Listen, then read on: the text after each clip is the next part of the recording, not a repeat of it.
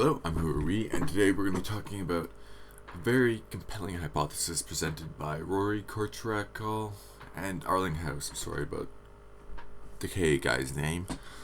It was done in 2024, but basically, it's questioning whether or not recreational fishing is causing fish to mature faster, and specifically, the potential for fisheries-induced mortality to drive evolutionary changes in fish cognition.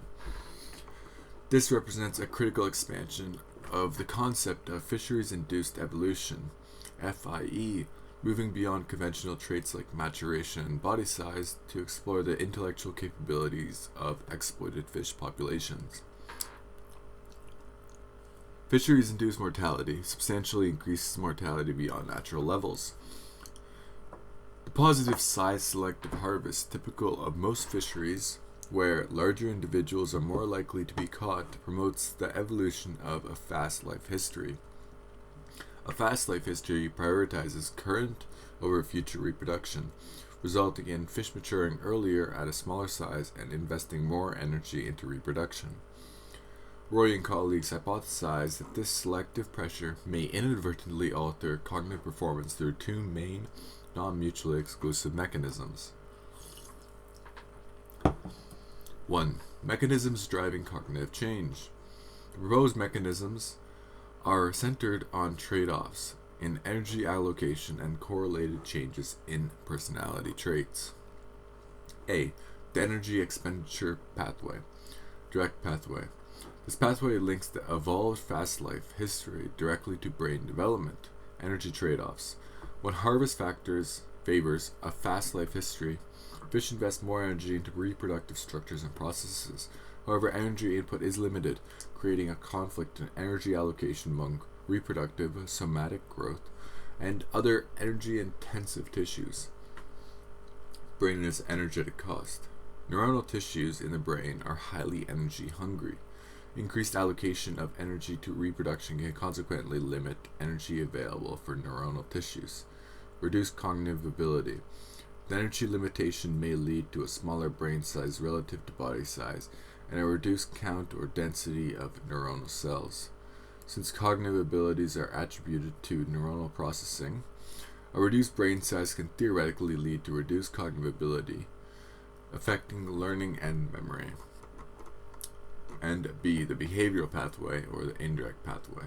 This pathway links FIE to changes in personality traits that affect the willingness or opportunity for fish to learn. Selection on personality. Harvest selection can alter fish personality traits such as boldness, exploration, activity, aggression, and sociability. While a fast life history is often associated with elevated boldness and foraging activity, intensive size-selective harvest can also favor the evolution of shy behaviors. And they did find this in another study that was done, I can't remember how long ago. It wasn't too long ago, but it was on Essox lucius too, or Northern Pike. And that pike were often not willing to bite, foreign-smelling lures, even if they look exactly the same as in the study with the roach. I did cover this study on my channel, but it goes to show you that shy behavior is being sort of prioritized, whereas the aggressive forager is not, and the curious one is just being killed off in mass numbers, obviously, because people eat northern pike.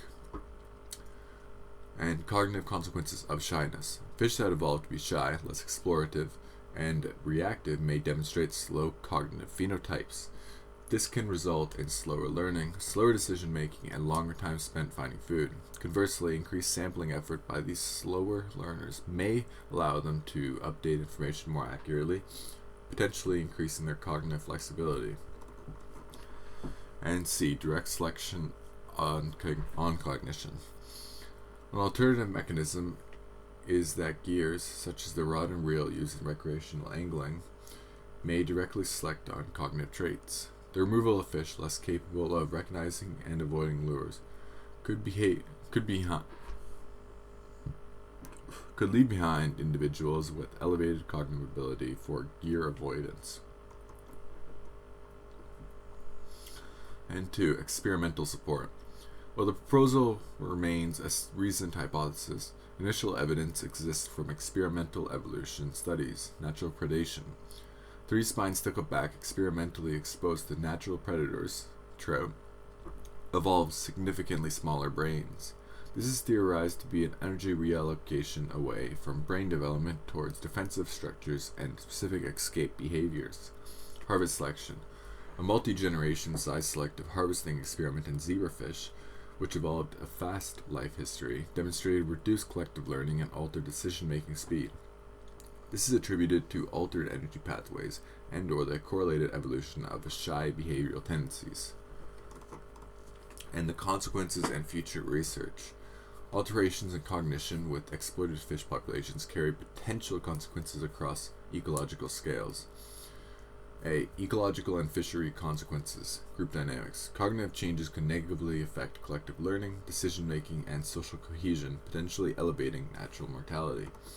Population health.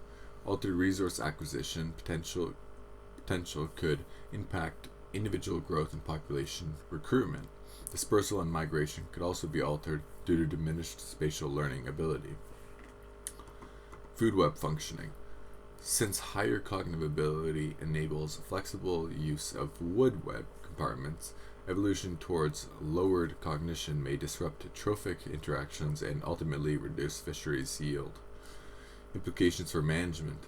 Harvest-induced adaptive changes in cognition must currently be viewed as a recent hypothesis. However, the possibility of cognitive changes needs further investigation in wild fisheries to understand whether observed changes are truly evolutionary or within the bounds of plasticity. The degree to which these effects are influenced by environmental context, if established, FIE of cognition would underscore that sustainable fisheries management must consider the interplay between life history, behavior, and fundamental cognitive capabilities of fish. I want to thank you all for watching, and thank the researchers, especially, I believe it's, sorry, let me scroll up here, Robert Arlinghouse. You go through all of his studies, and they're just incredible, very thought-provoking on Northern Pike, because I really do like Northern Pike. And they're doing a great job. The link to their studies will be in the description. And the link to the book on a systematic approach to Northern Pike is also in the description. Go check it out. It's very interesting. But anyways, thank you all for watching. And I hope you enjoyed.